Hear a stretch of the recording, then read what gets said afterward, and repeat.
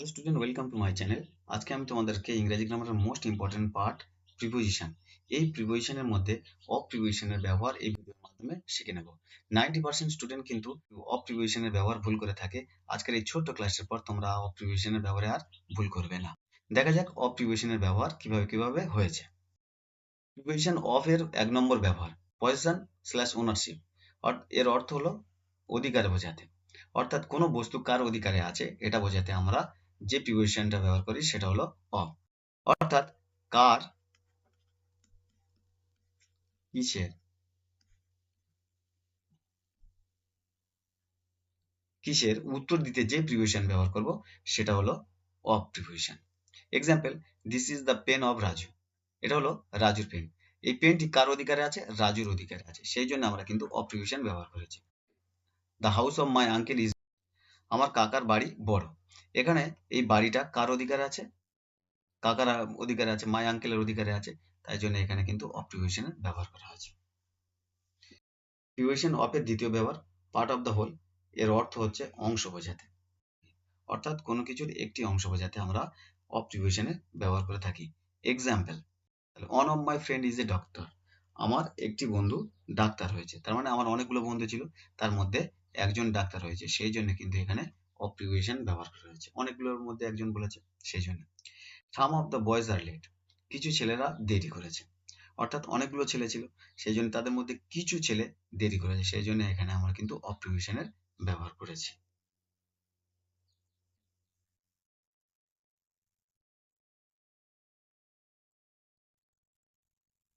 Preposition of এর 3 নম্বর ব্যবহার material slash made of.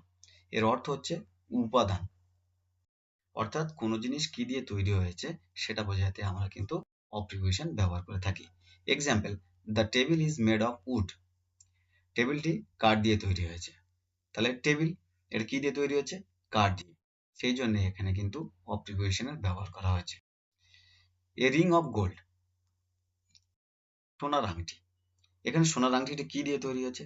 এখানে আংটিটা কি দিয়ে তৈরি হচ্ছে? গোল্ড দিয়ে, সেই জন্য কিন্তু এই গোল্ডটি হলো একটা উপাদান, তার আগে অফ প্রিপোজিশনটি ব্যবহার করেছি।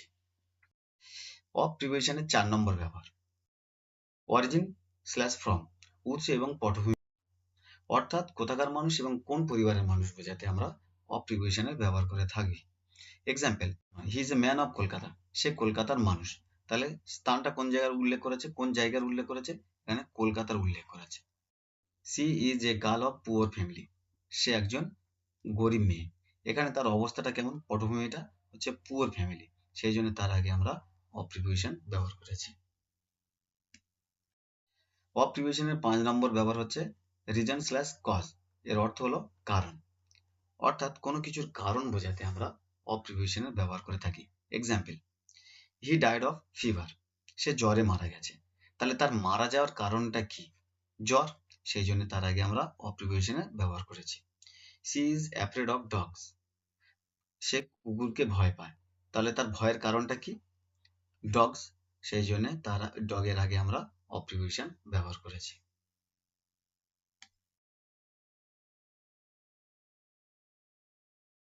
অফ প্রিপোজিশনের 6 নম্বর ব্যবহার কোয়ালিটি স্ল্যাশ ক্যারেক্টার, গুণ এবং বৈশিষ্ট্য বোঝাতে আমরা অফ প্রিপোজিশন ব্যবহার করে থাকি।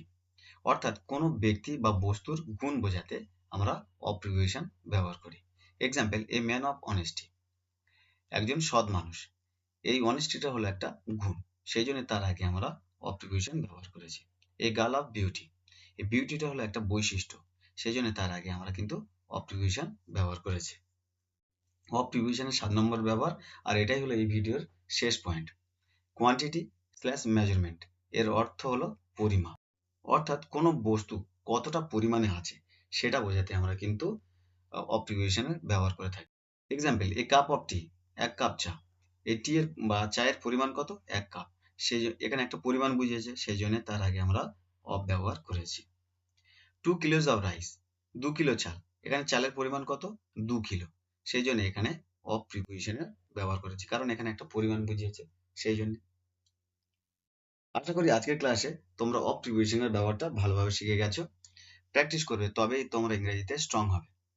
ভিডিওটা ভালো লেগে থাকলে একটা লাইক করে দিও এবং বন্ধুদের সাথে শেয়ার করে দিও। এরকম ধরনের ভিডিও পেতে চ্যানেলটিকে সাবস্ক্রাইব করুন।